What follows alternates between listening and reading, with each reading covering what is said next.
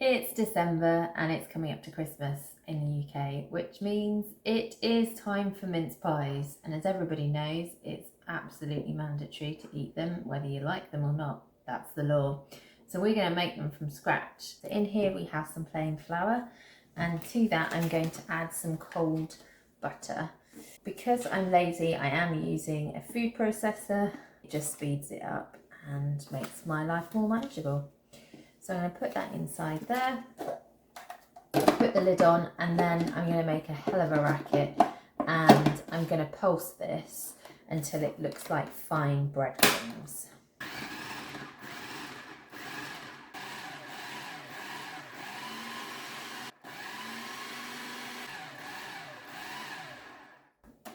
Okay, so once it looks like fine breadcrumbs, because this is a sweet pastry, I'm going to add some icing sugar to it.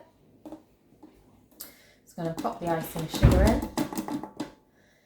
And then to bind that all together, I'm going to need an egg.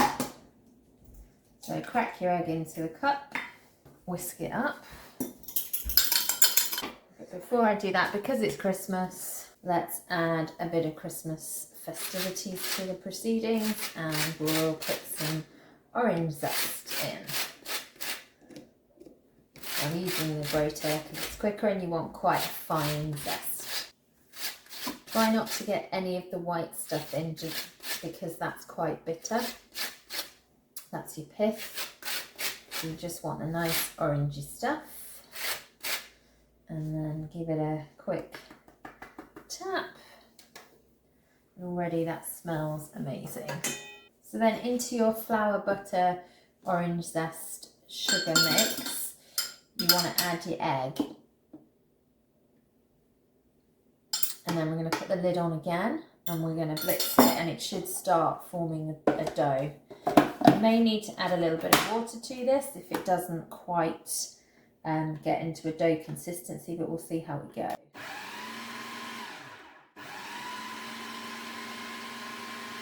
The next step for this is to clear down, put this in to chill, to form it into a dough ball, put it into chill in the fridge for a little bit, and then we'll form our mince pies. So our pastry has had a chance to rest in the fridge, and on a lightly floured surface, I'm just going to roll this out. So you want the pastry to be rolled out quite thin, possibly too much flour there. So quite thin, but not so thin that it's going to tear when you add the filling in. And what we want to do then is take a pastry cutter and cut some rounds into it. And each pie is going to need 2. And the dog wants a pie. Right, so I'm just popping in my mince pie, the bottom of them.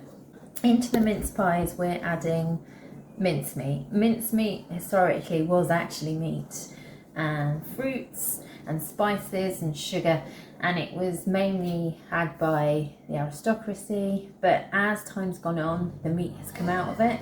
Apart from in here there's some white flecks of suet, but I believe this is vegetarian suet in here, so it's not actually animal fat. So I'm going to add a little bit to each one, and then I'm going to pop the pastry lids on and pop them in the oven. These make the house smell absolutely delicious when they're cooked, and they are best eaten slightly warm, not straight from the oven though, otherwise the sugar in here will scald your mouth and you won't be able to taste anything over the festive period. Again, this is a great one to do with the kids. We love rolling pastry out, things like that. So I'm going to pop a lid on each one. When they're cooked, it's good to put a nice little bit of sugar over the top. Not necessarily icing sugar, I usually go for a nice caster sugar, which is fine but not powdery like icing sugar. So the mince pies are going to take around 12 to 15 minutes to cook, and they'll be in the oven on around 180 degrees. They may take longer depending on how efficient your oven is, so just keep an eye on them, and they should go a slightly light gold colour and the pastry should be cooked.